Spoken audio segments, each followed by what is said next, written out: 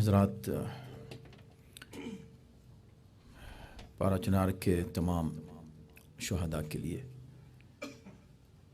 یقیناً ہم سب کا فریضہ ہے کہ ہم اپنی آواز بلند کریں. وہاں کے مظلومین کے لیے مسلسل انہیں ٹارگٹ کیا جا رہا ہے، انہیں نشانہ بنایا جا رہا ہے.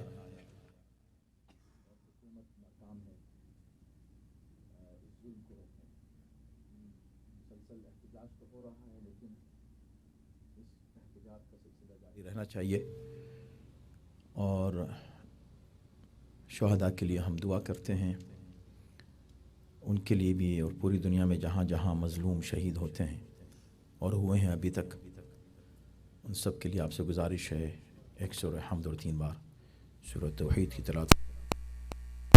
بسم اللہ الرحمن الرحیم.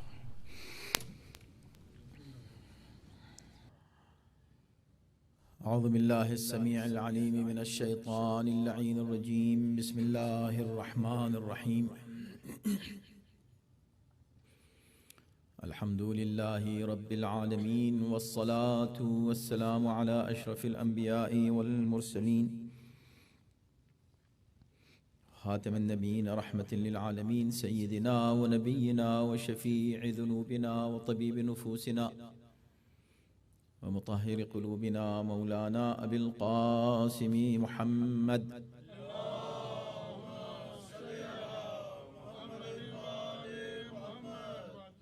وآلہ الطیبین الطاہرین المعصومین المظلومین واللعنة الدائمة على أعدائهم أجمعين من الآن إلى يوم الدين. أما بعد فقد قال الله في كتابه الكريم وهو أصدق القائلين وقوله الحق. بسم الله الرحمن الرحيم. ما كان لنفس أن تؤمن إلا بإذن الله ويجعل الرجس على الذين لا يعقلون. صلوات.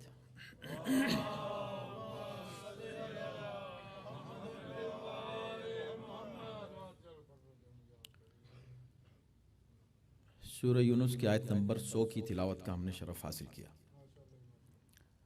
اور موضوع ظاہر ہے کہ امام سجاد علیہ السلام کی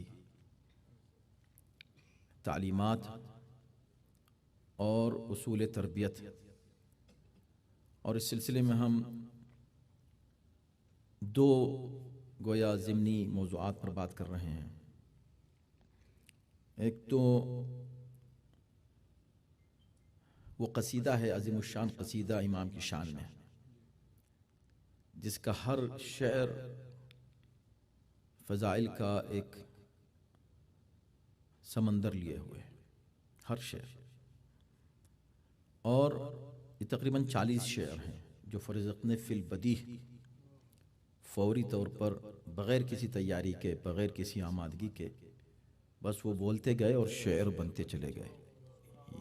یہ آسان کام نہیں ہے، یہ بہت مشکل کام ہے. فی البدیہ اشعار کہے جاتے ہیں، کہے ہیں شعراء نے، لیکن اتنا بڑا قصیدہ، اتنا طولانی قصیدہ، اور بہت بڑے شاعر کا، میں نے آپ سے کہا تھا کہ کتنے بڑا شاعر ہے وہ،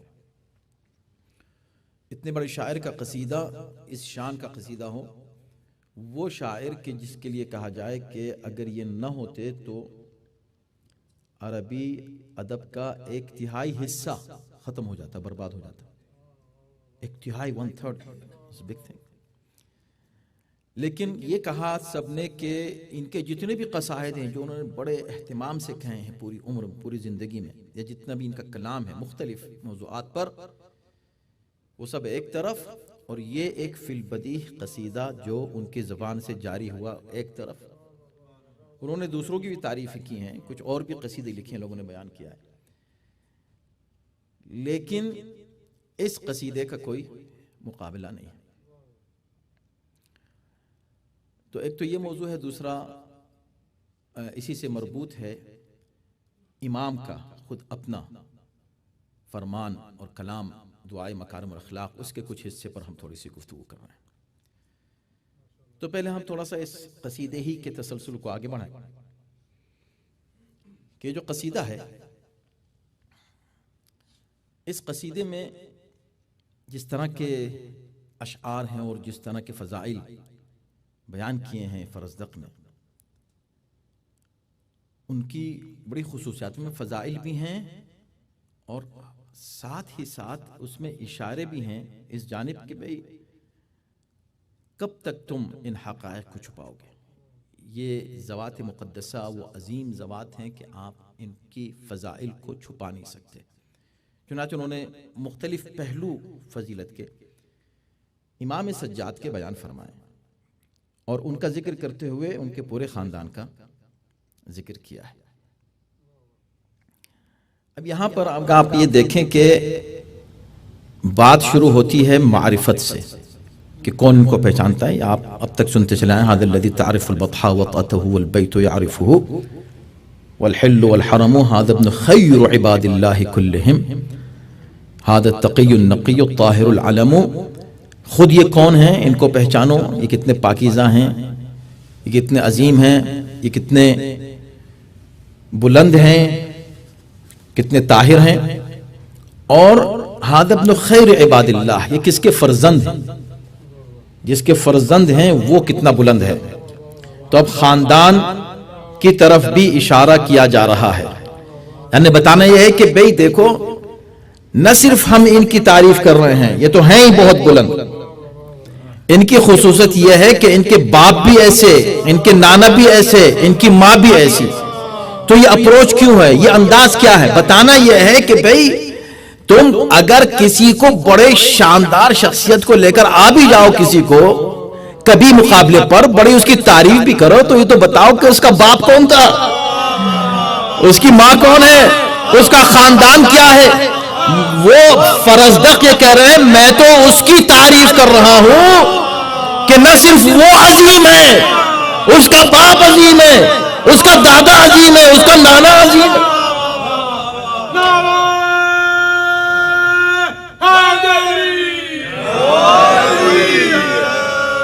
بھئی یہ بڑا مسئلہ، یہ بہت ہی اہم معاملہ ہوتا ہے۔ یہ شجرے کا ذکر تو قرآن نے کیا ہے، شجرے کا تذکرہ قرآن نے کیا ہے، اور یہ لفظ قرآن نے استعمال کیے ہیں، شجرہ طیبہ، شجرہ خبیثہ، یہ کوئی ہمارے الفاظ نہیں ہیں۔ اگر یہ لفظ میں استعمال کروں لوگ کو ارے دیکھیں کیا الفاظ بول رہے ہیں ممبر سے، کسی کی توہین ہو رہی ہے، ابھی ہم کیا کریں؟ جس کی توہین ہو رہی ہے قرآن سے بات کریں، کیوں توہین کر رہے ہیں؟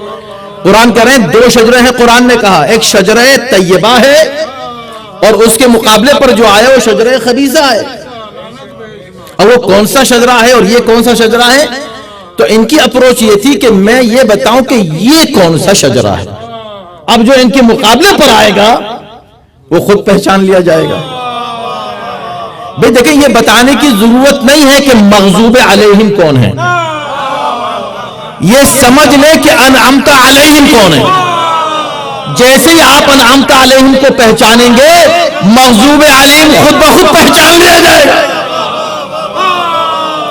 عجیب انداز ہے۔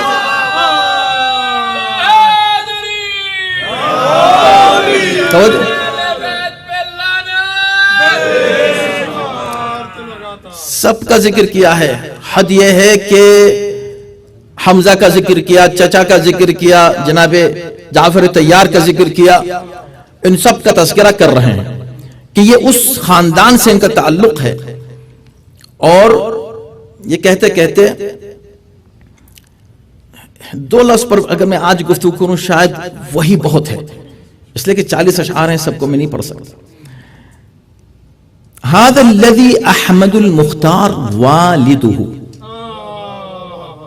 صلى عليه الہی ما جرى القلم۔ هذا الذي یہ وہ ہے کہ ان کے باپ احمد مختار ہیں۔ یہ ایک عجیب بات دیکھیں،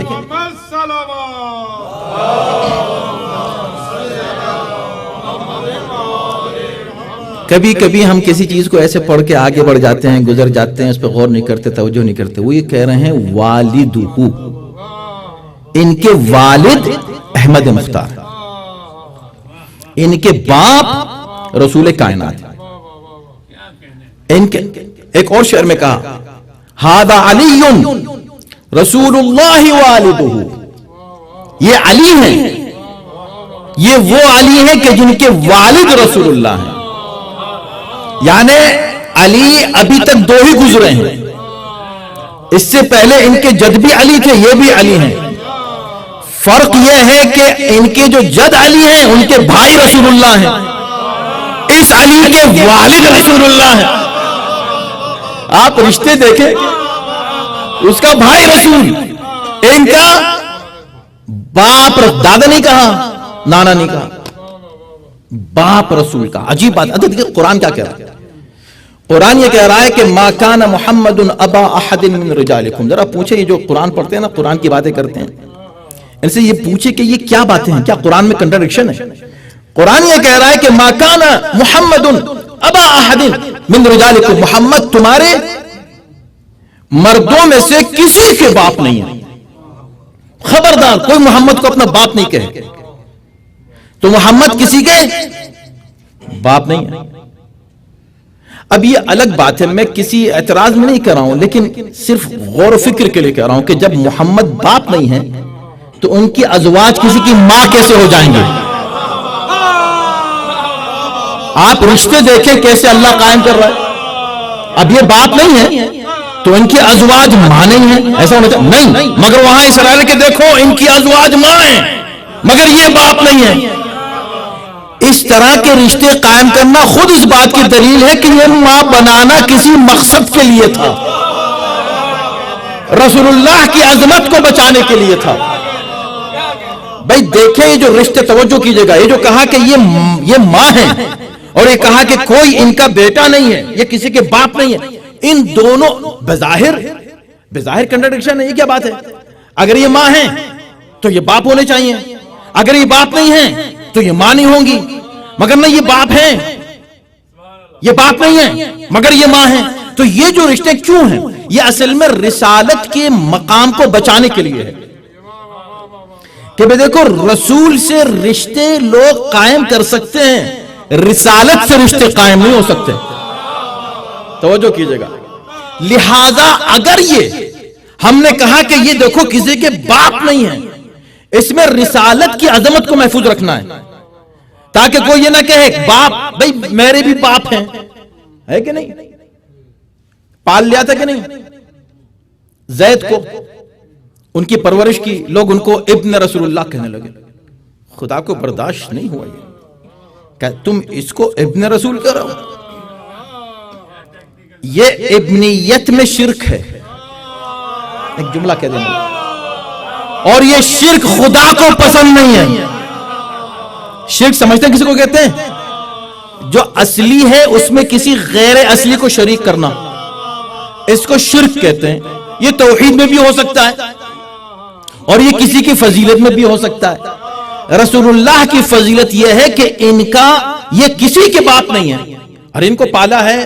عرب دنیا میں لوگ جس کو پالا گیا ہے اس کو اسی کا بیٹا کہتے ہیں جس نے پالا ہے. تو پھر یہ نہیں، باپ نہیں ہے، یہ کسی کے باپ. اچھا، جب کسی کے باپ نہیں ہے تو اب یہ کیسے ہوا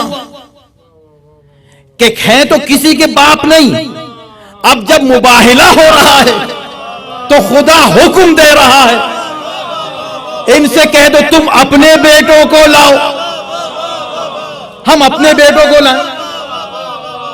بھئی یہ قرآن ہی تو ہے نا میرے بھائی. عقل سے سوچنے کی بات، ہمیں غور و فکر کرنا. قرآن نے ہر جگہ ہمیں غور و فکر کی اور توجہ کرنے کی دعوت دی ہے. غور کرو، یہ قرآن کی بات ہو رہی ہے. قرآن ایک طرف کہہ رہا ہے، اگر کوئی نان مسلم آپ سے سوال کر لے تو کیا آپ اس کا جواب دیں گے؟ وہ کہہ رہا ہے کہ ایک طرف کہہ رہا ہے ما کان محمد ابا، جب یہ کسی کے باپ نہیں ہے، امت میں سے کسی کے باپ نہیں ہے. اب قرآن کیسے کہہ رہا ہے کہ تم اپنے بیٹوں کو لاؤ، میں اپنے بیٹوں کو لاؤں، جب ان کے کوئی بیٹے ہیں ہی نہیں اور قرآن خود کہہ رہا ہے تو یہ کیسے کسی کو لے کر آئیں گے اپنے بیٹے کے طور پر؟ اب بتائیں، اس کا جواب دیں، امت جواب دے اس کا.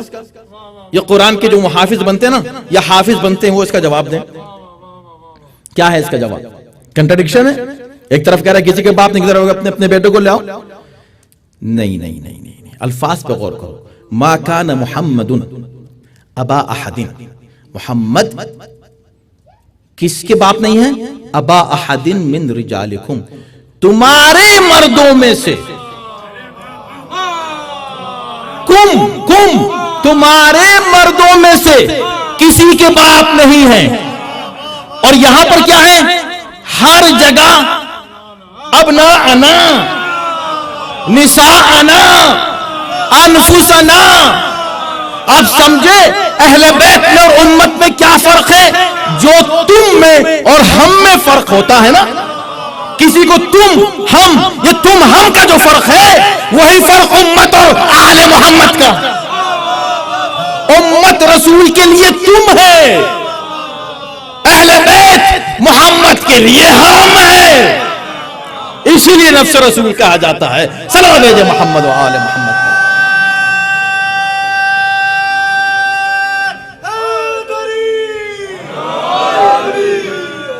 تو اب دیکھیں کتنی بڑی بات کہی. ابا احد من رجالکم، اگر کہتے کسی کے باپ نہیں ہے تو پھر مشکل آتی. ہاں دیکھا، تمہارے مردوں میں سے. تو زید کو تو پالا تھا، کہا یہ تمہارے مرد تھے جن کو پال لیا تھا، یہ تمہارے ہیں. امت یہ تم جتنے لوگ نبی کے ساتھ آئیں گے وہ سب تمہارے ہیں. امت والو یہ تمہارے ہیں، مگر کچھ وہ ہیں کہ جو نبی کہیں گے یہ ہمارے ہیں. کسی کو کہا نبی نے، کسی کو کہا منی، ان کے علاوہ کسی کو منی نہیں کہا. کہا ہو دکھاؤ، کسی کو منی کہا ہو تو بتاؤ. علاوہ علی منی وانا منہ، فاطمۃ بضعۃ منی، الحسن منی وانا من الحسین، الحسن منی وانا منہ، الحسین منی وانا من الحسین. بس انہی کے لیے کہا منی. اب یہ ذہین مجمع ہے یہاں بیٹھا ہوا ہے، یہ کہہ رہا ہے مولانا آپ ممبر سے ایسی باتیں کر سکتے ہیں، مگر آپ دیکھیں غور تو کریں. کہا ہے، کس کو کہا؟ سلمان فارسی کو. بھائی ان کو منی نہیں کہا، منا کہا ہے. کا فرق کیا ہے منی منا میں؟ منی یعنی مجھ سے، منا یعنی ہم سے. اچھا ہم سے کس سے؟ منا صرف نہیں کہا، اس لیے کہ اگر منا کہتے تو پھر جیسے وہاں اپنا آنا ہمارے، تو وہ بات آ جاتی. اس لیے لفظ اہل بیت استعمال کرتے ہیں. منا اہل البیت، سلمان ہم اہل بیت سے ہیں. ایک عجیب بات میں آپ کے سامنے پیش کرنے جا رہا ہوں، ماشاءاللہ ذہین مجمع ہے نا تو لطف آتا ہے پڑھنے میں. منا اہل البیت. اب آپ نے کہا یہ کیا بات ہوئی؟ تو جب ہے کہا تو صحیح، منا ہم اہل بیت سے، اتنی بڑی بات ہو گئی. کہہ تو دیا، آپ کہہ رہے نہیں کہا. میں یہ کہہ رہا ہوں کہ رسول اللہ نے کسی کو نہیں کہا کہ میں اس سے ہوں وہ مجھ سے ہے. اب اگر کہا کسی کو تو کس کو کہا؟ سلمان کو. سلمان کو کیا کہا؟ اس الفاظ پر غور کریں. منا اہل بیت، ہم اہل بیت سے ہیں. کون؟ سلمان. کیوں؟ اس لیے کہ اگر دیکھیں صحابہ کا احترام ہے نا، صحابہ کا احترام ہونا چاہیے. صحابہ ہمارے نظر میں محترم ہے. آپ یقین جانے میں پورے دعوے سے کہہ رہا ہوں، جتنا ہم صحابہ کا احترام کرتے ہیں دنیا میں کوئی نہیں احترام کرتا. ہم سے زیادہ صحابہ کا کوئی احترام کر ہی نہیں سکتا، سوال ہی نہیں پیدا ہوتا. ہم بہت احترام کرتے ہیں صحابہ کا، اور یہی صحابہ کے احترام کی دلیل ہے. مگر کون سے صحابہ؟ نبی تعارف کرا رہے ہیں. السلمان منی نہیں کہا، السلمان منا کہا. فرق کیا ہوا؟ کہا بھئی دیکھو جو مجھ سے ہے وہ اہل بیت ہے، اور جو اہل بیت سے ہے وہ صحابی ہے. وہ صحابی جو اہل بیت، بھئی دیکھو میں پھر اس کو دہرا رہا ہوں، جو مجھ سے ہے اہل بیت کون ہے؟ ان کی کیا علامت ہے؟ جو نبی سے ہیں وہ اہل بیت ہیں. صحابی کون ہے؟ جو نبی سے ہیں؟ کہا نہیں. اب صحابی وہ نہیں جو نبی سے ہو، نبی کے پاس مت جانا ڈائریکٹ. اب صحابی کی عظمت بنے گی اہل بیت کے پاس آنے سے. جو اہل بیت سے ہو جائے گا وہ محترم صحابی بن جائے گا.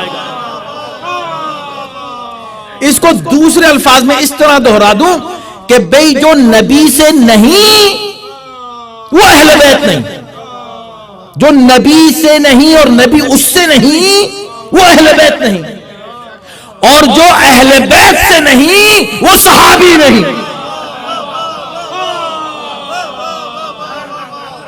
صلوات بھیجے محمد آل محمد پر.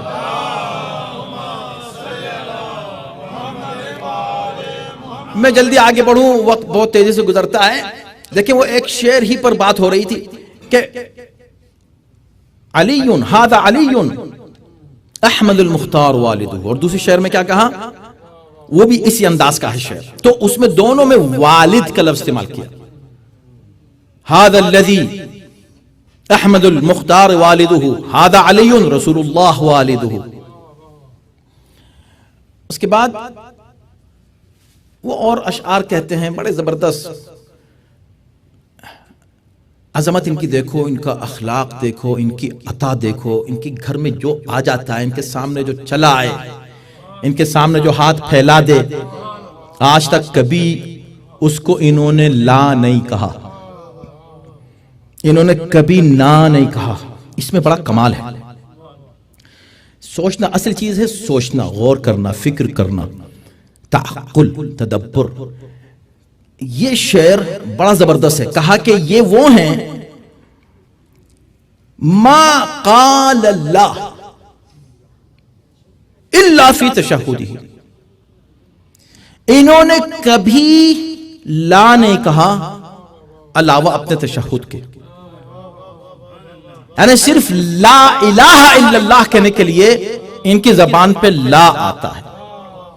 آ جاؤ ان کے پاس، کبھی کہیں گے نو، سوال کر لو تو کبھی نفی نہیں ہوگی، کہیں گے ٹھیک ہے ہم سوال کا جواب دیتے ہیں. کبھی نہیں کہیں گے نہیں مجھ کو نہیں معلوم.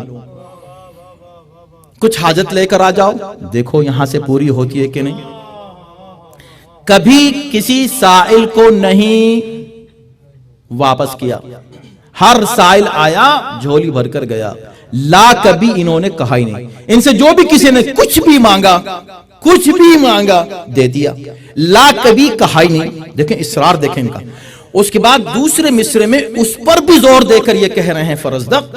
وہ یہ کہہ رہے ہیں کہ لولت تشہد لکانت لاؤہ نعم. اگر تشہد نہ ہوتا، اگر تشہد نہ ہوتا تو ان کا لا بھی نعم ہوتا، ان کا نہیں بھی ہاں ہوتا. اگر تشہد نہیں ہوتا تو اگر یہ نہیں بھی کسی کو کہتے تو وہ بھی ہاں ہی ہوتا. مگر چونکہ تشہد ہے تو انہوں نے صرف تشہد میں لا کہا ہے، یہ لا کہتے ہی نہیں. عجیب بات ہے. فرزدق آپ کیسی بات کر رہے ہیں؟ یہ کیسے لا نہیں کہتے؟ ان کا تو لا اتنا بڑا لا ہے کہ جو تاریخ میں اس سے بڑا نو اور لا اور نہیں آج تک آیا ہی نہیں.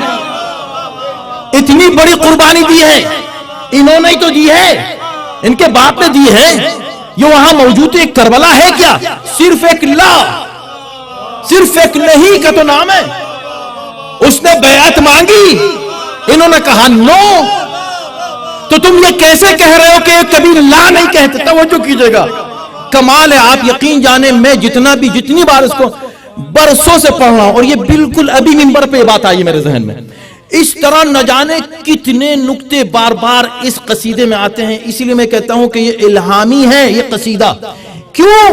اس لیے کہ فی البدیہ دل سے اہل بیت کی شان میں مدح جو کرتا ہے اسے یقینی طور پر وہاں سے مدد ملتی ہے، اور وہ مدد ملی ہے.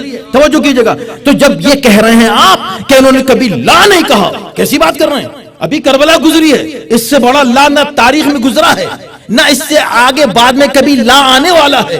اس نے کہا بیعت کرو، کہا نہیں. اسی نہیں ہی پر تو اس نہیں پر ہی تو یہ پوری کربلا قائم ہوئی. تو آپ کیسے کہہ رہے ہیں کہ انہوں نے کبھی لا نہیں کہا؟ کہا نہیں، سنو میں یہ کہہ رہا ہوں کہ لا نہیں کہا علاوہ تشہد کے. صرف جب خدا کی بات آتی ہے اس کی توحید کو بچانے کے لیے لا کہتے ہیں. بھئی آپ سمجھو تم کہ بیعت کا انکار کیوں کیا تھا؟ اگر ایک امام غیر امام کی، ایک معصوم غیر معصوم کی بیعت کر لے تو یہ شرک پھیل جائے گا دنیا میں.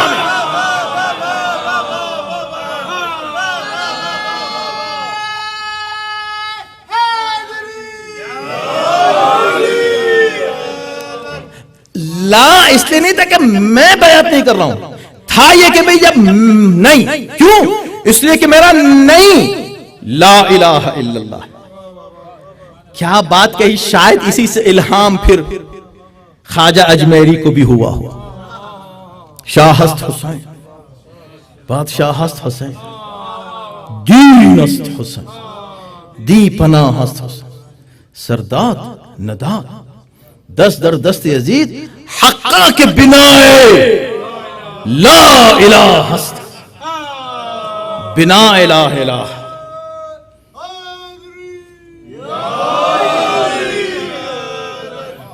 اذان محترم، ہر شعر میں کیا کروں، کس شعر کا انتخاب کروں، کس شعر، کون سا شعر آپ کے سامنے پڑھوں، بہت تنگ ہوتا جاتا ہے. تو کہا کہ ان کی عطا ایسی ہے کہ کبھی نا نہیں کہتے، نو تو ان کی زبان پہ آتا ہی نہیں. اس کے کتنے پہلوں میں کیا کہوں. میں اسی لیے کہتا ہوں کہ دیکھو، ان سے کچھ بھی چھیننے کے بجائے مانگ لیتے نا تو تمہیں دے دیا جاتا، تمہیں دے دیتے. اعتراض اس پہ نہیں ہے کہ کچھ لے لیا گیا، اعتراض یہ ہے کہ چھین کے لیا گیا، غصب کیا گیا. آتے یہ عطا کر دیتے، کس کس کو نہیں دیا ہے، سب کو مل رہا ہے. ابھی دیکھیں انشاءاللہ کچھ اور شعر ہیں، وقت ختم ہو رہا ہے. ایک شعر آج میں اور پڑھنا چاہتا ہوں آپ کے سامنے، اور اس میں وقت تو لگے گا تھوڑا سا، لیکن آپ سمجھیں کہ میں سمجھتا ہوں شاید اس پورے قصیدے کی پیک شاید یہ شعر ہے. کچھ اور اشعار ہیں انشاءاللہ جو کل رہ گئے ہیں، لیکن ایک پیک شعر کل میں نے سنایا تھا بہت ہی اعلیٰ، کہ اگر یہ اچھا ہوا بھائی، تم کہہ رہو کیسے چلے گئے، اچھا ہوا چلے گئے، اچھا ہوا لوگوں نے جگہ چھوڑ دی. اگر یہ نہ جاتے اور لوگ راستہ نہ دیتے تو حجر اسود خود چلا آتا، اور اکیلا نہیں، اس رکن کے ساتھ جس میں حجر اسود نصب ہے. وہ یہ ہے نا، یہ سنا آپ نے کل. اب سنیے ایک شعر یہ کہتے ہیں، اب تعارف کرا رہے ہیں خاندان کا. تعارف کراتے کراتے میں اس کو مختصر کرنے کی کوشش کروں گا، اس لیے کہ اس کے بعد مجھے کچھ اور بھی عرض کرنا آپ کے سامنے دعائے مکارم الاخلاق کے تعلق سے. سنیے، وہ یہ کہتے ہیں کہ ھذا ابن فاطمۃ ان کنت جاہل. اس کو 2-3 جگہ انہوں نے اس کا ذکر کیا ہے. مثلا ایک جگہ کہا ہے کہ ھذا ابن سیدۃ النسوان فاطمہ. یہاں پر یہ کہہ رہے ہیں کہ ھذا ابن فاطمۃ ان کنت جاہل. اگر تو ان کو نہیں جانتا، نہیں پہچانتا، اپنے جہل کا اعلان کر رہا ہے تو سن، یہ فاطمہ کے بیٹے. صرف اس جگہ لفظ، پورے اشعار میں اس جگہ لفظ جہل کا استعمال کیا انہوں نے، کہ اگر تو جاہل ہے تو میں تجھ کو بتاتا ہوں کہ یہ فاطمہ کے بیٹے ہیں. کیوں؟ اس لیے کہ اب تعارف فاطمہ کے ذریعے کرایا جا رہا ہے. جب فاطمہ کے ذریعے تعارف کرایا تو بڑا سخت لفظ استعمال کیا، کہا اگر تم ان کو نہیں جانتے کہ یہ فاطمہ کے بیٹے ہیں، اس کا مطلب تم جاہل ہو. پتا چلا کہ عدم معرفت فاطمہ وہ جہل ہے جس کا اعلان فرزدہ کر رہے ہیں بڑے مجمع میں.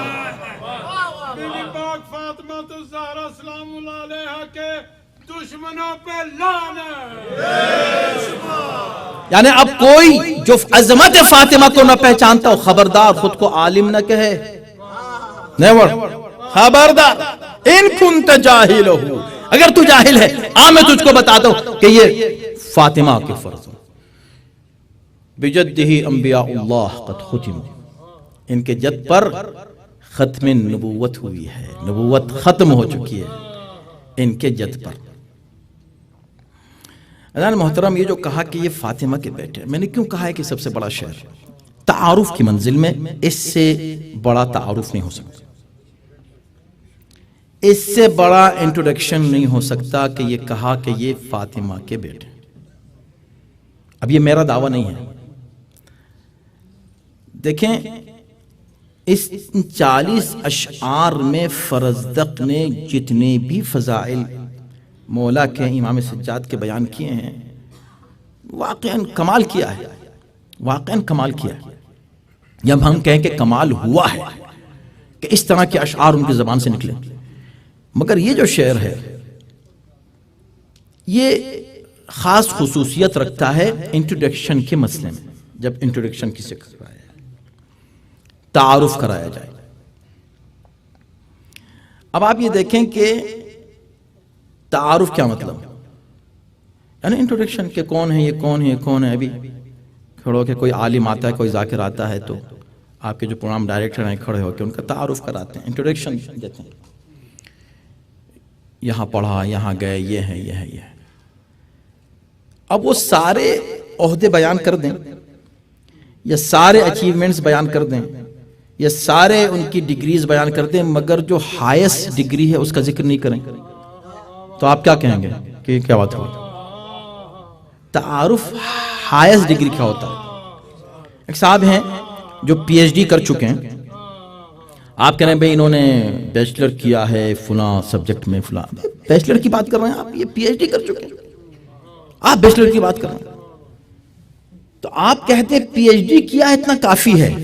جب آپ کہیں گے پی ایچ ڈی کیا تو ہم سمجھیں گے کہ بھی انہوں نے جو ہے اس سے پہلے ماسٹرز کیا ہے، اور اس سے پہلے انہوں نے بیچلرز کیا ہے، اور اس سے پہلے ہائی اسکول بھی گئے ہیں، اور اس سے پہلے ہمیں خود اس سے پہلے جتنے مرحلے سمجھ میں آ جائیں گے۔ اگر ہائر لیول اس کا تذکرہ کر دیا جائے، جو سب سے بڑا عہدہ ہے اسے جب بیان کر دیا جائے، میں بہت ہی بڑی بات آپ کے سامنے کر رہا ہوں، میں بہت ہی بڑی بات آپ کے سامنے کر رہا ہوں اذان محترم، دیکھیں جب سب سے بڑا عہدہ بیان کیا جاتا ہے تعارف کی منزل میں، اللہ اکبر، جو چھوٹا عہدہ ہے اس کا ذکر نہیں ہوتا، بڑے کا۔ ایک صاحب کبھی گورنر تھے، اب وہ پریسیڈنٹ ہے، یا جو پریسیڈنٹ ہوتا ہے یا پرائم منسٹر ہوتا ہے وہ ایم پی بھی ہوتا ہے، ممبر آف پارلیمنٹ بھی ہوتا ہے، مگر پرائم منسٹر بھی ہو گیا، تو آپ اس کو کہیں گے کہ یہ ایم پی ہے یا آپ کہیں گے کہ یہ پرائم منسٹر ہے؟ آپ کہیں گے پرائم منسٹر ہے، یعنی جو بڑا عہدہ ہے اس کا ذکر ہوگا نا، بات تو واضح ہو گئی نا۔ اچھا، جب یہ بات واضح ہو گئی کہ تعارف کی منزل میں بڑے عہدے کا ذکر کیا جاتا ہے، تو اب جب فرشتے پوچھ رہے ہیں یا اللہ کی سا کے نیچے کون ہے، تو خدا کو کہنا چاہیے میرا حبیب ہے، میرا نبی ہے، میرا رسول ہے۔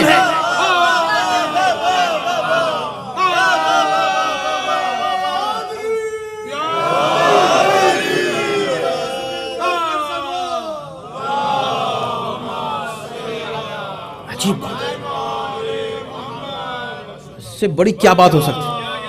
فرشتے پوچھ رہے ہیں یا اللہ کون ہے کسا میں، اب خدا کو فخر کے ساتھ کہنا چاہیے میرا نبی ہے، میرا حبیب ہے۔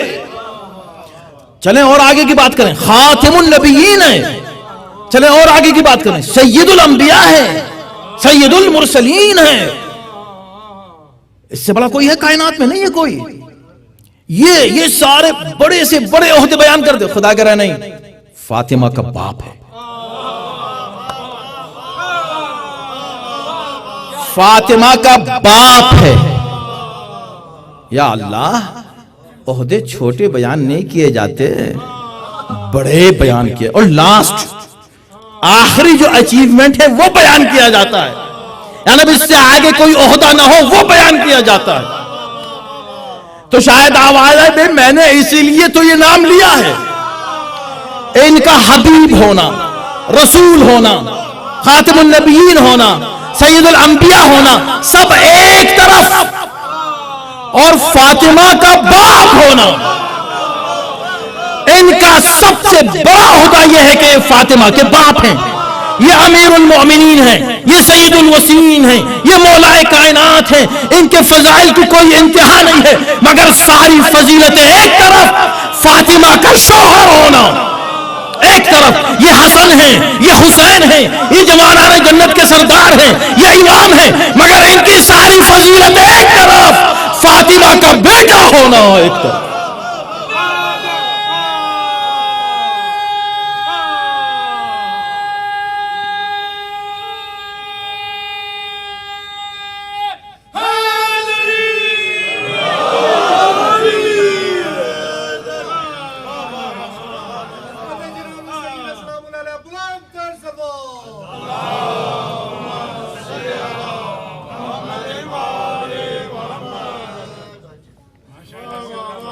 دیکھیں ایک بات کا میں بہت خیال رکھتا ہوں، اور وہ کیا کہ کوئی بات بھی ایسی نہ ہو کہ جو اگینسٹ لوجک، خلاف عقل ہو، یا اس پر کوئی سوال کوئی کریٹ کر سکے. اور اگر ہوتا ہے تو میں کوشش کرتا ہوں کہ بھی اس کو وہیں اس کا جواب دے دیا جائے. آپ کے ذہن میں ایک سوال آ رہا ہے کہ بات تو آپ نے کہہ دی، یہ بہت بڑی بات ہے، اب ہم لوگ ہیں محبت کرنے والے، چلے ہم نے مان لی. اب کوئی کہے گا بھئی یہ کیا بات ہے؟ اگر سب سے بڑا عہدہ ہے تو آپ تو اپنی طرف سے کہہ گئے آپ یہ بات. تو قرآن میں بھی ایسا کہیں ہوتا؟ قرآن میں تو یا ایھا النبی یا ایھا الرسول، وہاں تو کہیں یا ابا فاطمہ نہیں ہے، کہیں ہے؟ کہیں پر بھی پورے قرآن میں فاطمہ کا باپ ہونے کا ذکر ہے؟ یعنی اس طرح ذکر ہے تعارف کی صورت میں؟ ابھی آپ کہہ رہے ہیں کہ عہدہ بڑا بیان کیا جاتا ہے، پورا قرآن رسول اللہ کا تعارف کرا رہا ہے، کہیں پر بھی یہ ذکر تو نہیں ہے. تو اگر یہ سب سے آخری عہدہ ہے تو خدا وہ بیان کرتا نا. اب دیکھیں سناٹا چھا گیا نا. سوال دیکھیں، بات ہو بالکل دلیل کے ساتھ ہو، سٹرونگ ہو. ہمارے یہاں عقائد جذباتی نہیں ہیں. جذبات ضرور ہیں ہمارے پاس جذبات، مگر عقل کے بعد ہیں. پہلے عقل ہے پھر جذبات. ہمارے یہاں ایسے نہیں ہے کہ عقل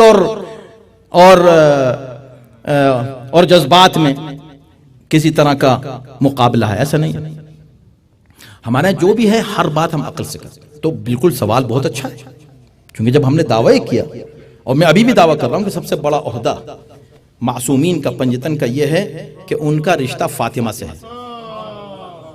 اس لیے ان کو مرکز تعارف اس لیے قرار دیا گیا. یہ فاطمہ کے باپ ہیں، یہ فاطمہ کے شوہر ہیں، یہ فاطمہ کے بیٹے ہیں. اگر یہ عہدے نہ ہوتے اور بڑے عہدے نہ ہوتے اور سب سے بڑے عہدے نہ ہوتے تو خدا اس طرح تعارف نہ کراتا.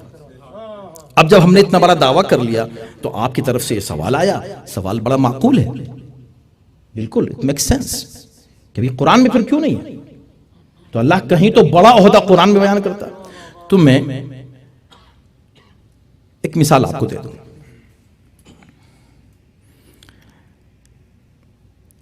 ہمارے یہاں ماشاءاللہ آپ ہی کے شہر میں ایک بڑے سائنٹسٹ موجود ہیں، ٹھیک ہے؟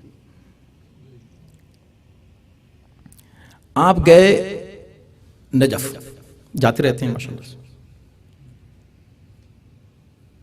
اب وہاں جب پہنچے تو ہم نے کہا کہ بھائی دیکھیں یہ ایک سائنٹسٹ ہیں، ان کے یہ اچیومنٹ ہیں اور یہ اچیومنٹ ہیں، اور یہ ان کی ریسرچ ہے اور وہ ریسرچ ہے. وہ پوری ٹرمنالوجی ہم نے یوز کرنا شروع کر دی.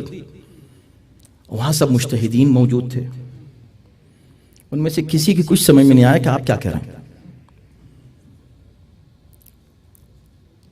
کیا اچیومنٹس ہیں، کیا ہیں، اس پہ ریسرچ ہے اور اس پہ ریسرچ ہے.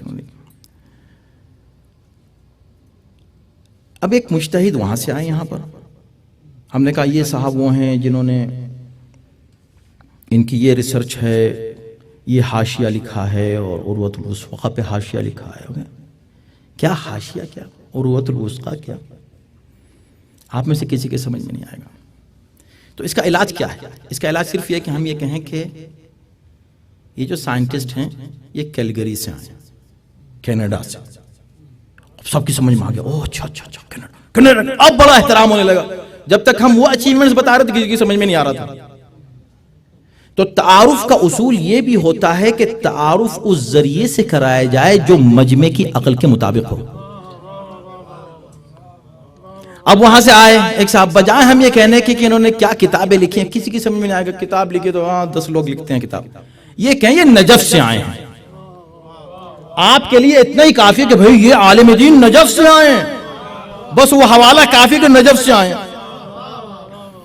یہ امریکہ سے آئے ہیں، یہ کینیڈا سے آئے ہیں، یہ ڈاکٹر ہیں، یہ سائنٹسٹ ہیں، یہ انجینئر وہاں سے آئے ہیں. اچھا وہاں سے. بات سمجھ میں آگے؟ اب آپ ان کے کچھ بھی اچیومنٹس بتائیں گے سمجھ میں نہیں آئیں گے کسی کے. جب سمجھ میں نہیں آئیں گے تو کیا سمجھیں گے؟ یہ ذریعہ تعارف جو ہوتا ہے، جب اسی کا تعارف نہیں ہے، وہی نہیں معلوم کہ کس بک کی آپ بات کر رہے ہیں کہ انہوں نے لکھی ہے، وہ بک کی اہمیت نہیں معلوم ہے تو کیا ان کی اہمیت ہو جائے گی؟ لوگوں نے ہزاروں کتابیں لکھی، نہیں بڑی خصوصی کتاب ہوگی، خصوصی کتاب ہمیں کیا پتا. تو ایسے مجمع کے لیے اس جگہ کا حوالہ کافی ہوتا ہے جہاں سے کوئی اسکالر آیا ہوا ہے. کہا بھئی وہاں سے آئے ہیں نجف سے، بھئی دیکھیں یہ امریکہ سے آئے ہیں، بس بات ختم ہو گئی. اتنا انف. بھئی سنو، بات یہ تھی جب خدا نے کہا کہ یہ کون ہے، فاطمہ ہے، ان کے باپ ہیں، تم نے نہیں پوچھا تھا، فرشتوں نے پوچھا تھا. اب جو ہائی لیول کا مجمع تھا اسے اسی ہائی لیول سے تعارف کرایا جا رہا تھا. تمہارے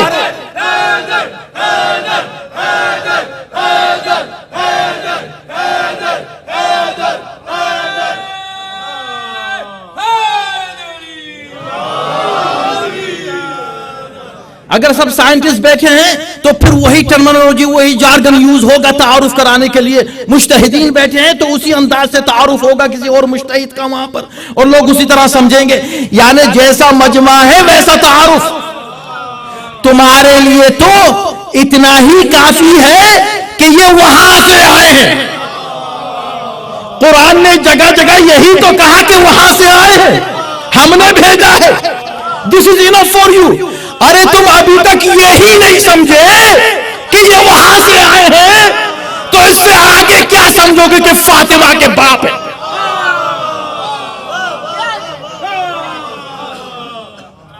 توجہ فرمایا. اس لیے میں نے کہا کہ یہ جو شعر کہا هذا ابن فاطمہ ان كنت جاہل، اس سے بڑا تعارف کرا ہی نہیں سکتے تھے، کوئی نہیں کرا سکتا. یہ فاطمہ کا بیٹا ہے. اگر تو جہل کا مظاہرہ کر رہا ہے، بجدہ انبیاء اللہ خط ختم، ان کے جد پر ختم نبوت ہو چکی ہے. بہت ہی اعلیٰ. اس پر مزید گفتگو ہوتی، میں یہاں رک جاتا ہوں.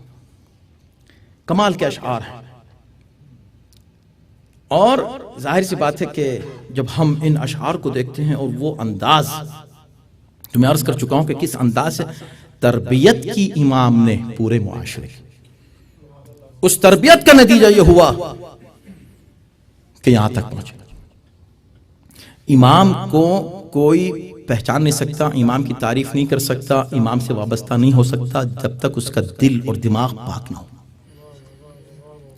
پاکیزگی شرط ہے.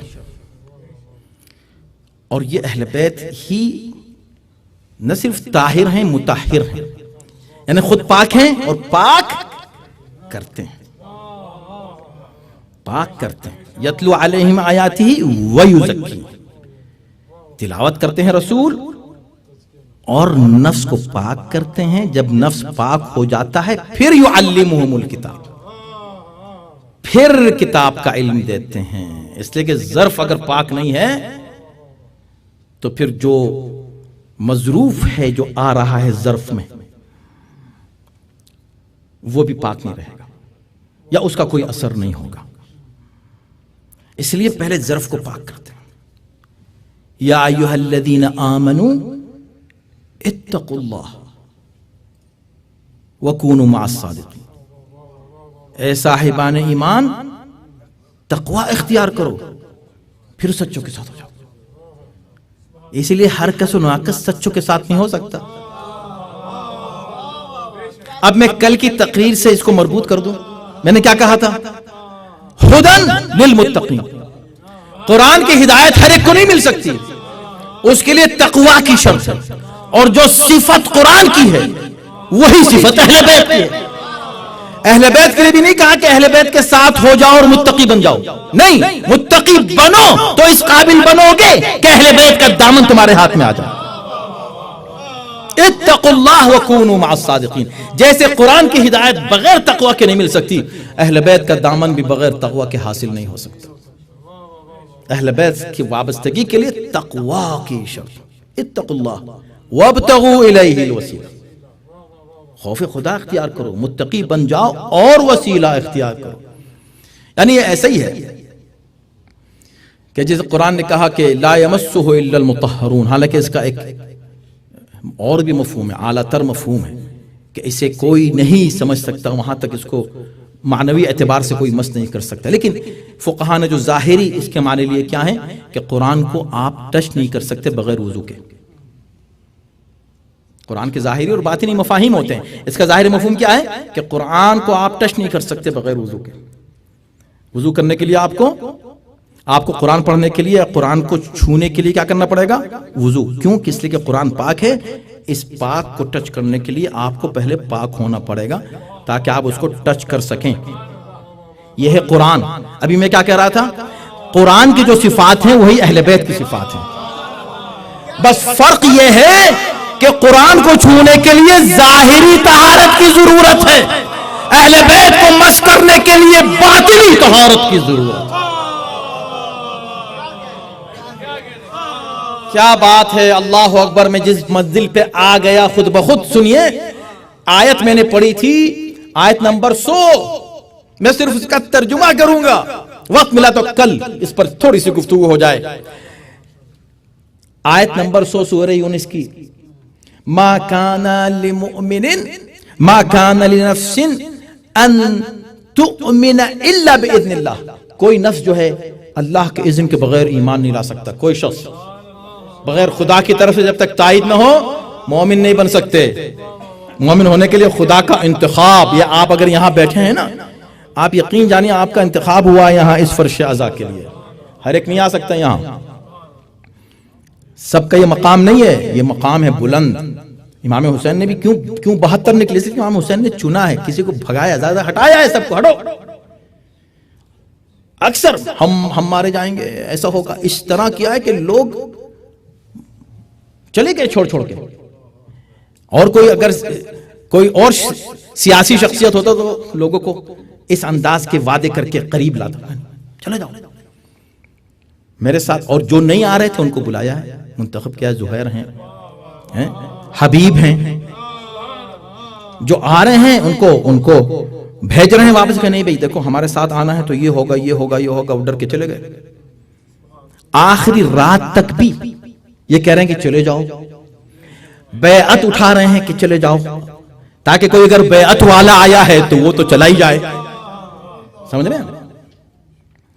تو یہ انتخاب ہوتا ہے۔ اب وہ آیت کا ترجمہ سنو، ما کان للمؤمن ما کان لنفس ان تؤمن الا باذن اللہ، کوئی نفس بغیر اذن الہی کے ایمان کے اعلی مدارج طے نہیں کر سکتا۔ وَيَجْعَلُ الرِّجْسَ عَلَى الَّذِينَ لَا يَعْقِلُونَ، اور اللہ ان لوگوں پر جو عقل سے کام نہیں لیتے رجس ڈال دیتا ہے۔ کیا ڈال دیتا ہے؟ ابھی میرے لفظ نہیں ہے، میں نے آپ کو حوالہ بھی دے دیا، قرآن کا حوالہ دے دیا، آیت نمبر 100 ایزی ہے یاد رکھنا نا، سورہ نمبر 10 آیت نمبر 100، اور بھی آسان ہو گیا۔ اللہ ان لوگوں پر رجس ڈال دیتا ہے۔ یہ رجس کا لفظ کیوں استعمال کیا؟ کس پہ ڈال دیتا ہے؟ علی الذین لا یعقلون، ان پر جو عقل سے کام نہیں لیتے۔ کیا مطلب؟ کیوں یہ الفاظ استعمال کیے جا رہے ہیں؟ کہ اس لیے تاکہ سب کو پتا چل جائے کہ رجس کیا ہے اور بے عقلی کیا ہے۔ عقلا عاقل کون ہے اور بے عقل کون ہے؟ جہاں کوئی بے عقل ہوتا ہے اس کا مطلب اللہ نے اس پر رجس ڈالا ہے، تو جہاں رجس ہوتا ہے وہاں عقل نہیں ہوتی، اور جہاں عقل ہوتی ہے وہاں رجس نہیں ہوتا۔ اب ہم کو کیسے معلوم ہو کہ عقل مند کون لوگ ہیں؟ کہ عقل مند وہ ہیں جو رش جہاں نہیں ہوتا وہ عقل مند ہے. اچھا تو رش نہیں ہوتا کیا مطلب کا؟ دیکھو اسی لیے تو یہ لفظ استعمال کیا تاکہ ہم تم کو بتائیں انما یرید اللہ لیذہب عنکم الرجس اہل البیت. اہل بیت ہم تم سے رش کو دور رکھیں گے. یہ نہیں کہا کہ تم کو رش سے دور رکھیں گے, نہیں, تم کو رش سے دور رکھیں گے یہ نہیں کہا, رش کو تم سے دور رکھیں گے. آپ کہیں کیا فرق ہے؟ ارے بھائی رش کی طرف تو یہ جا نہیں سکتے, یہ کبھی نہیں جائیں گے. کچھ رش ان کے قریب آنے کی کوشش کریں گے, خدا نے کہا ہم نہیں آنے دیں گے, ہم نہیں آنے دیں گے. اور جو رش نہیں آئے گا وہاں عقل ہی نہیں ہوگی, وہ صاحب عقل ہی نہیں ہوگا.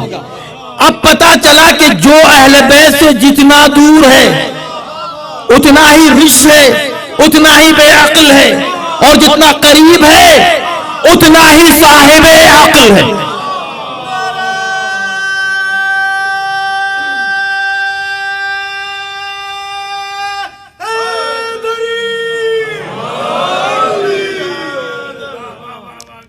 یہ ہے عقل. عقل تو اس لیے عقل کو ہمیشہ عقلاء کو خطاب کیا قرآن نے بھی, اہل بیت نے بھی. یہ جو دعائیں ہیں اس انداز سے خدا سے خطاب ہو رہا ہے, مگر اس میں ہر لفظ میں ہر جملے میں کیا تعلیم ہے اپنے چاہنے والوں کے لیے. دیکھیں متقین میں شامل ہونا, صالحین میں, اگر آپ کو کل کی تقریر یاد ہے, حلنی بحلیت الصالحین, یا اللہ صالحین کے ساتھ مجھ کو رکھ. وَأَلْبِسْنِي زِینَةَ الْمُتَّقِین, متقین کی زینت مجھے عطا فرما. ٹھیک ہے, کیسے؟ فی بسط العدل, اس طرح کہ میں عدل قائم کر سکوں اپنے گھر میں, گھر کے باہر, اپنی کمیونٹی میں فیر رہوں. بس ہمیشہ یاد رکھیں کہ کبھی عدل کے راستے سے نہیں ہٹیں. فی بسط العدل وَقَظْمِ الْغَیظ, عدل قائم نہیں ہو سکتا جب تک میں اپنے غصے پر قابو نہ پالوں. وَإِطْفَاءِ النَّائِرَةِ, نہ صرف یہ کہ میں اپنے غصے پر, دوسرے کی جو غصہ ہے اس کو بھی میں ٹھنڈا کروں, میں لوگوں کو بھڑکاؤں نہیں بلکہ ختم کروں ان جھگڑوں کو یا اختلافات کو. کوشش کروں کہ ماحول پیسفل ہو. وَضَمِّ أَهْلِ الْفُرْقَةِ, جو لوگ الگ الگ رہنا چاہتے ہیں میں ان کو بھی لے کے چلوں. کوشش کریں کہ لے کے چلیں, سب کو ساتھ لے کے چلیں, مل جل کے چلیں. کمپرومائز کرنا پڑے it's fine, لیکن زیادہ سے زیادہ لوگوں کو ساتھ لے کے چلیں. اب اس ساتھ لے کے چلنے کے لیے کیا کرنا پڑے گا؟ اصلاح ذات البین, آپس میں مصالحت کا ماحول, پیسفل ماحول. اگر دو بھائیوں کو دیکھا آپ نے, ان کو فوراً ملا دیا. اپنے آخری ول میں مولا امیر المؤمنین فرماتے ہیں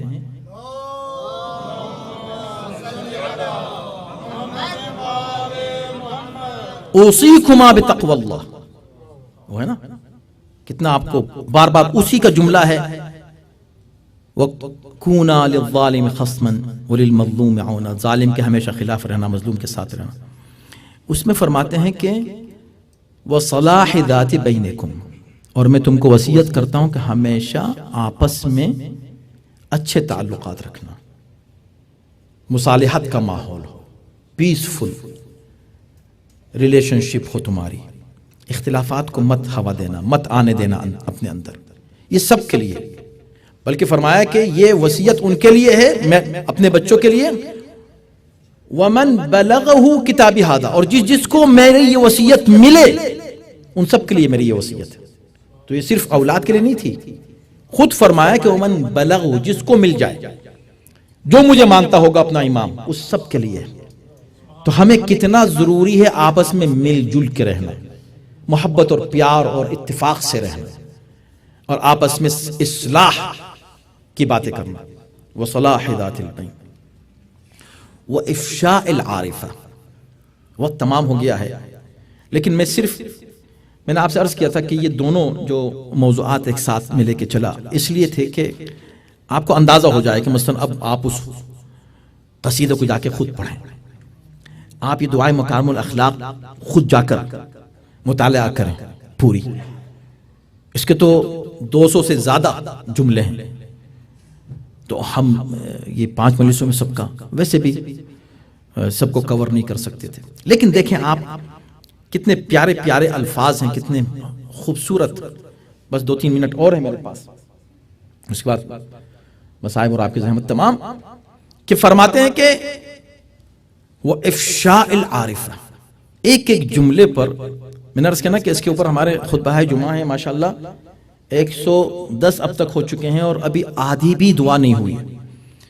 اور ہر موقع پر جب ہم صرف ایک جملے کی تشریح میں 20 منٹ لگاتے ہیں تو ایسا لگتا ہے کہ ہمیں 200 گھنٹے چاہیے اس ایک جملے پر بات کرنے کے لیے، مگر ہم کو 20 منٹ میں ختم کرنا ہوتا ہے.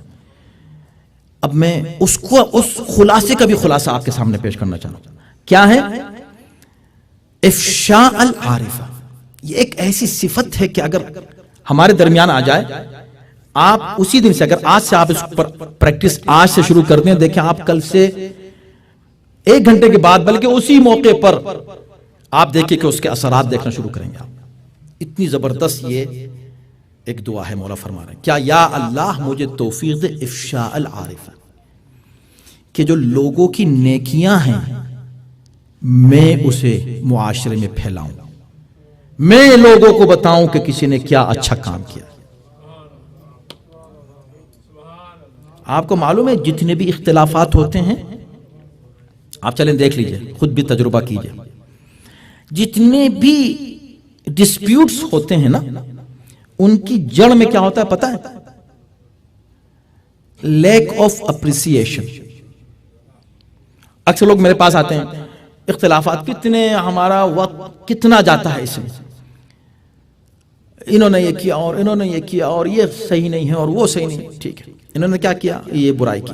اب ہم ان سے پوچھتے ہیں دونوں سے کہ بھئی ٹھیک ہے ہم مان گئے، آپ لوگ دونوں آمنے سامنے بیٹھے ہیں، آپ نے کہا ان کے 10 برائیاں ہیں، آپ نے کہا ان کے پاس 10 برائیاں.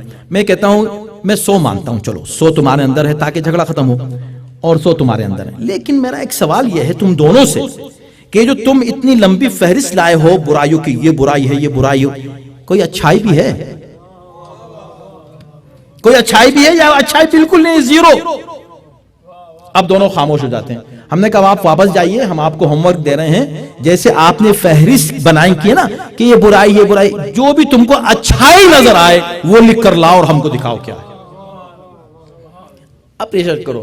اگر کوئی شخص کتنی ہی برائیاں اس کے اندر پائی جاتی ہیں، آپ کو پسند نہیں ہے، اگر ایک چیز پسند آئے اس کو آپ اپریشیٹ کرتے ہیں. ماشاءاللہ آج آپ نے یہ کام کیا، بہت اچھا.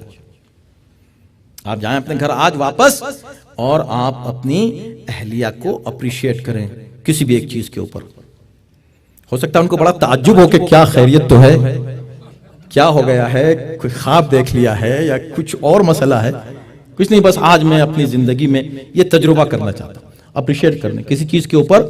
آپ ان کو اپریشیٹ کریں، ماشاءاللہ ارے تم نے کیا زبردست کھانا بنایا آج. اس کا مطلب مولانا نوز اردو ماشاءاللہ. صلوات محمد و آل محمد.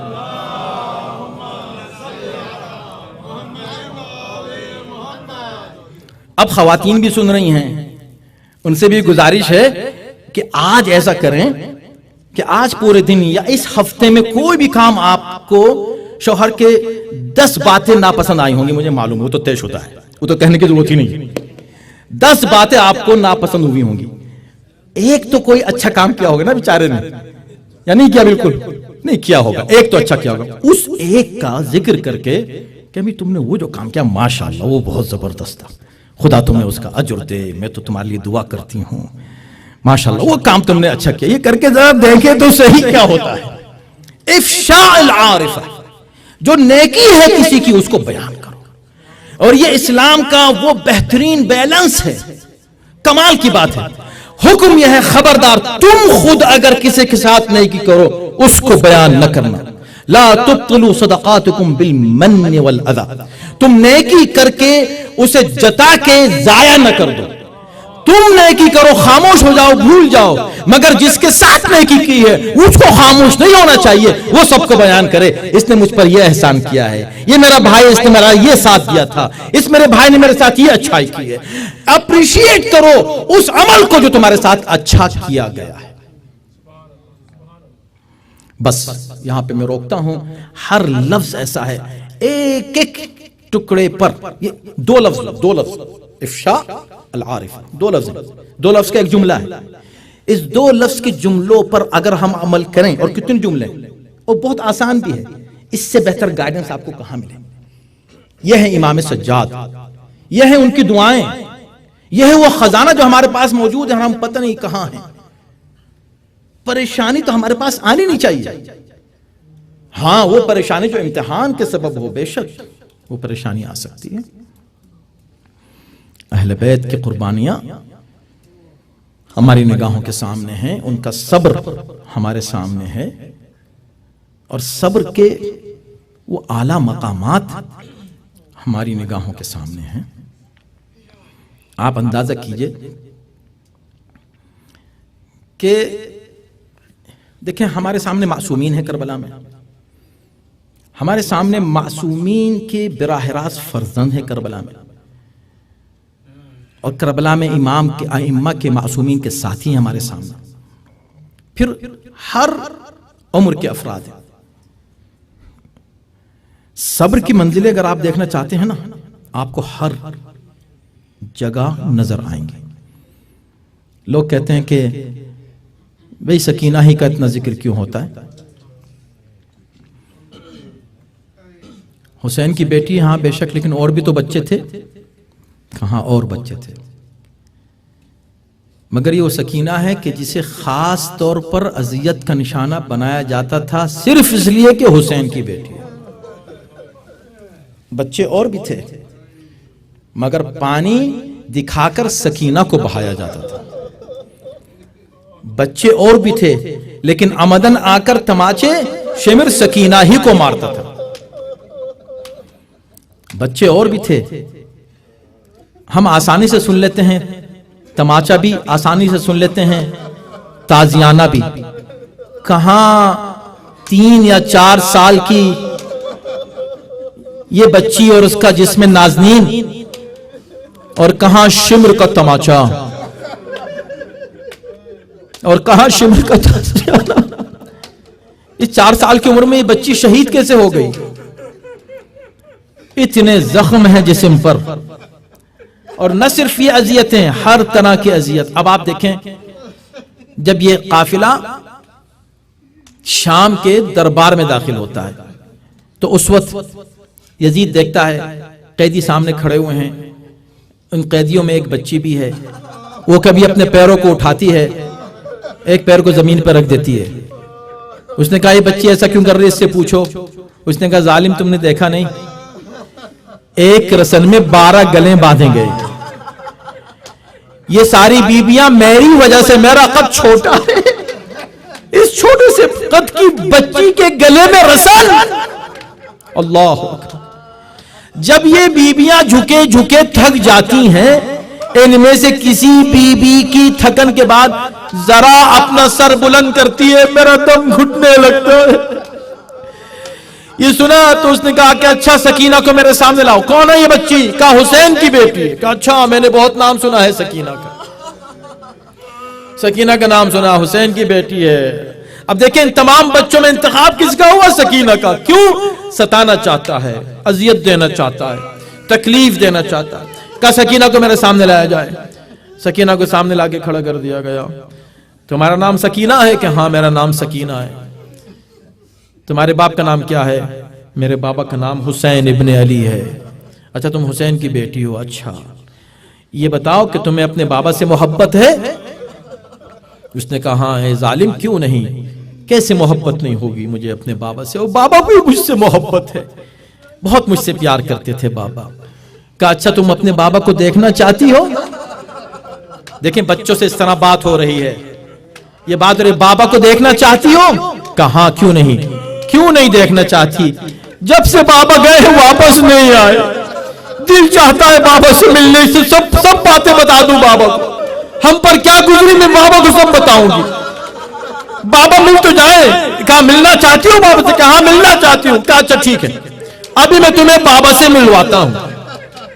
یہ کہہ کے ظالم نے ایک مرتبہ وہ ظلم کیا اور پورا مجمع ہنس رہا ہے, تمسخر ہے, سکینہ کا مذاق اڑایا جا رہا ہے. کہا ہم تم سے ابھی تمہارے بابا سے تمہاری ملاقات کرواتے ہیں, مگر تم آگے مت بڑھنا, بس یہیں کھڑی رہنا. ہم تمہیں بابا کو دکھائیں گے مگر یہاں رہنا, آگے مت بڑھنا. شمر اس بچی کو آگے مت بڑھنے دینا. شمر کھڑا ہو گیا. ایک مرتبہ اس نے کیا ظلم کیا؟ سامنے جو تشت طلا رکھا ہوا تھا, اس پر جو رومال ڈھکا ہوا تھا, اس نے ایک مرتبہ اس رومال کو ہٹایا. دور سے سکینہ نے بابا کے کٹے ہوئے سر کو دیکھا, تڑپ کے کہا بابا, بابا آپ کی سکینہ آپ سے ملنا چاہتی. دوڑنا چاہا, آگے بڑھ کے لپٹنا چاہا سر سے, سر کو پیار کرنا چاہا, شمر نے روک دیا, آگے نہیں بڑھ سکتی. یہ بات ہوئی, سب ہنس رہے ہیں, لوگ مذاق اڑا رہے ہیں. کس کا؟ بچی کا, چھوٹی بچی کا مذاق اڑایا جا رہا ہے. اس پورے بھرے دربار میں ایک مرتبہ ہنس کے کہتا ہے یزید کہ ہاں اگر تو ملنا ہی چاہتی ہے سکینہ اپنے بابا سے تو تجھ کو نہیں آنا. ہم تو جب جانے جب تیرا بابا تیرے پاس آئے. سب لوگ پوری دنیا میں ہوتا تو یہی ہے نا, باپ آتا ہے بیٹی کو اپنی گود میں لینے. ہم دیکھیں جب تیرا باپ آئے تیرے پاس. یہ کہا اور ہنسنے لگا. مجمع بھی ہنسنے لگا. سکینہ کبھی دائیں دیکھتی ہے, کبھی بائیں دیکھتی ہے. ادھر زینب ہے جس کی آنکھوں سے آنسو جاری ہے, ادھر سید سجاد ہے تو کھڑے ہوئے رو رہے ہیں. عجیب منظر ہے, اس پورے عجیب ماحول ہے. بیویاں گریہ کر رہی ہیں, یا اللہ ایسی توہین, ایسی اہانت, اس بچے کی ایسی, اس بچی کی دل آزاری. سکینہ نے چاروں طرف دیکھا, ماحول کو دیکھا. ایک مرتبہ کہا ٹھیک ہے آج میں تجھ کو بتاتی ہوں کہ میں کون ہوں, اور آج میں تجھ کو بتاتی ہوں کہ میرے بابا کون ہیں. آج اس دربار میں تجھ کو میں اپنا تعارف کراتی ہوں. یہ کہہ کے ایک مرتبہ اپنے جلے ہوئے دامن کو اٹھایا, آواز دی بابا آج ان سب کو بتا دیں کہ آپ مجھ سے کتنا پیار کرتے. اب یہ جملے زبان سے نکلے نہیں تھے کہ ایک مرتبہ سب نے دیکھا سر حسین اٹھا پرواز کرتا ہوا. ایک مرتبہ سکینہ کی آغوش میں آ گیا.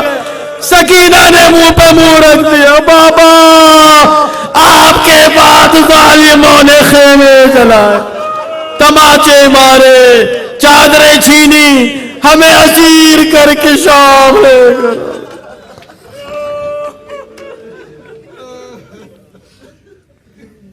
وَسَيَعْلَمُ الَّذِينَ ظَلَمُوا أَيَّ مُنْقَلِبٍ يَنْقَلِبُونَ. پروردگار اس عمل صالح کو قبول فرما. اس سے بہتر انداز سے ذکر اہل بیت سننے سنانے کی توفیق کرامت فرما. ہر آفت و بلا سے محفوظ معمول. جہاں جہاں اہل بیت کے چاہنے والے اور ماننے والے آباد ہیں ان کو امن امان اور سکون کرامت فرما. خداوندہ پارا چنار کے مؤمنین پر جو ظلم ستم ہو رہا ہے خداوندہ ان کی مدد فرما. فلسطین کے مسلمانوں پر جو ظلم کا سلسلہ جاری ہے خداوندہ ان کی مدد فرما.